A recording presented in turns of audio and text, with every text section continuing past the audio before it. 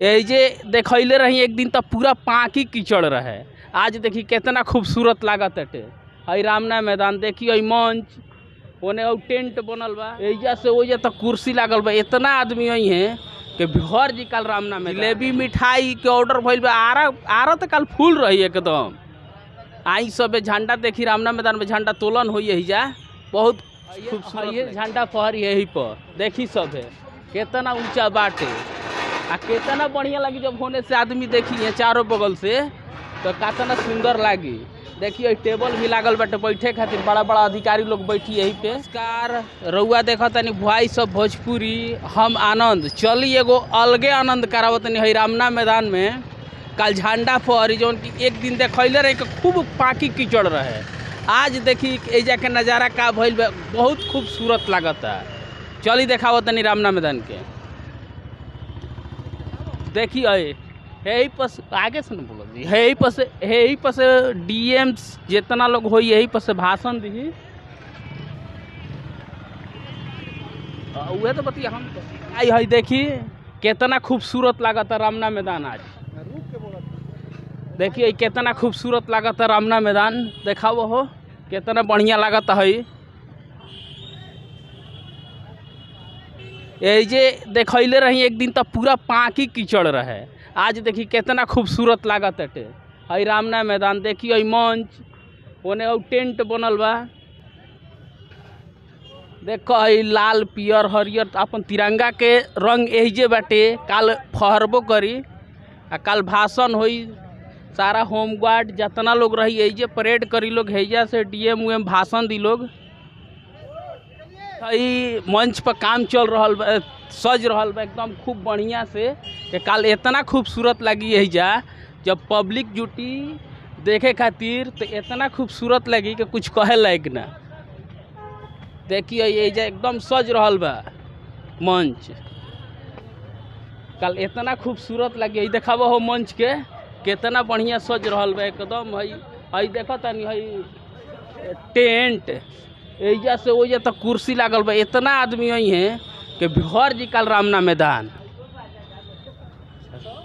तो एजा मतलब कि अभी सुबह तक काम चली कि रात में खत्म हो ना 10 बजे तक काम खत्म हो जाएगा। 10 बजे तक खत्म हो जाए। हाँ। बताइए हई सब ए पर लगी। आगे के पूरा फ्रंट बटुए बैलून लागी पूरा बढ़िया से एकरा के डेकोरेट कइल जाला हर एक साल। हाँ। पूरा मतलब ऊपर बैलून लगी ना। हाँ पूरा बैलून लागी, मार्केटिंग लागी पूरा एकदम बैलून के। देखी गेंदा के भी फूल आइल बा जौन की टंगाई चारों बगल गेंदा का फूल टंगाई है। देख ली, देखाबो सब ताजा ताजा फूल बा। देखी है लगने के लिए है। लगने के लिए हाँ। आरा से है। हाँ आरा से है। शिव शंकर फूल भंडार। शिव शंकर फूल भंडार पर। हाँ देखी यही पर झंडा फहरी है झंडा फहरी यही पर। देखी सब है कितना ऊंचा बाटे आ कितना बढ़िया लगी जब होने से आदमी देखी है चारों बगल से तो कितना सुंदर लगी। देखिए टेबल भी लागल बाटे बैठे खातिर, बड़ा बड़ा अधिकारी लोग बैठी यही पे।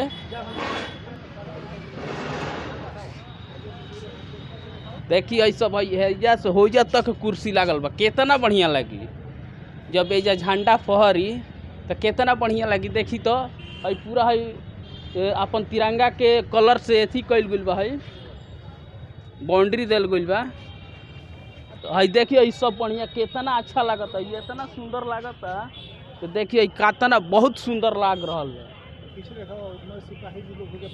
हई देखी सब सिपाही जी लोग, स्कूल के लइका, एनसीसी के लइका सब लोग एजे परेड करी लोग। काला एजे पूरा रामना मैदान भर रही। डीएम साहब हैजे से झंडा फहराई यहाँ से।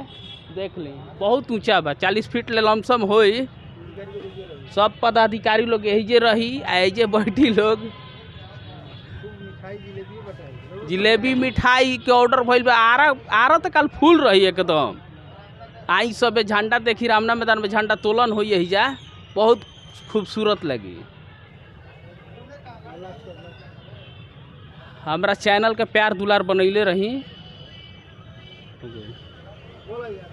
हमरा चैनल के प्यार दुलार बनैले रही, लाइक करी, सब्सक्राइब करी। और रउए सब बनी पनु हम बनी, रउआ अगर प्यार दे हम तो हम आगे बढ़म, और बेटा आगे बढ़ी।